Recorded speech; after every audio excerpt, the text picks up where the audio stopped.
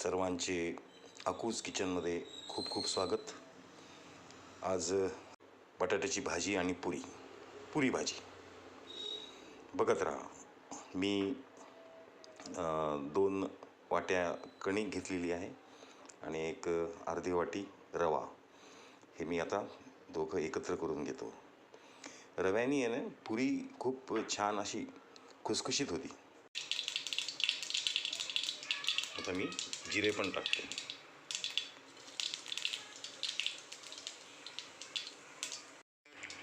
लसूण अद्रक मसाला पण टाकायचा आपल्याला।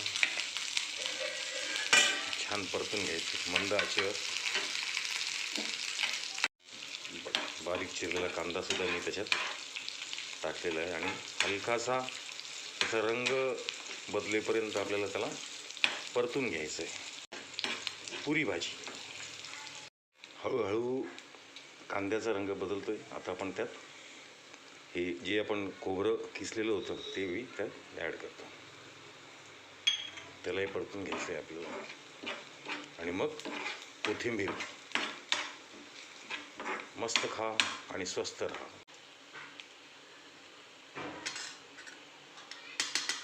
नंतर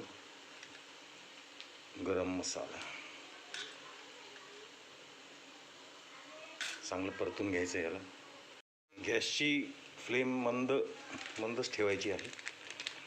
थोडं मी धने पावडरसुद्धा यात टाकलेले आहेत। याला छान आता मी परतून घेणार आहे।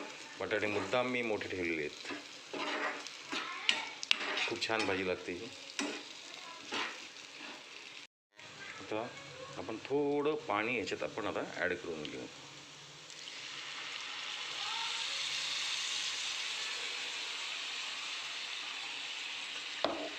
तेल मी चांगलं टाकलेलं आहे, ते पण आता गरम होतं आहे। कणिकही आपली छान भिजलेली आहे। आता आपण बारीक बारीक पुऱ्या लाटून घेऊ। साधारणतः तळहाता एवढीच आपल्याला पुरी। मी आता पुरी सोडतो।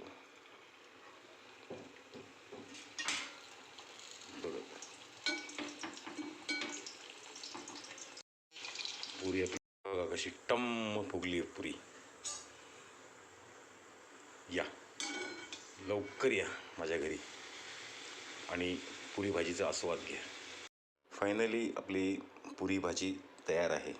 लोणच्यासोबत छान तुम्ही सर्व करू शकता।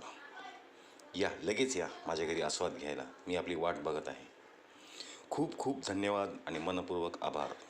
बघत रहा अकूज किचन।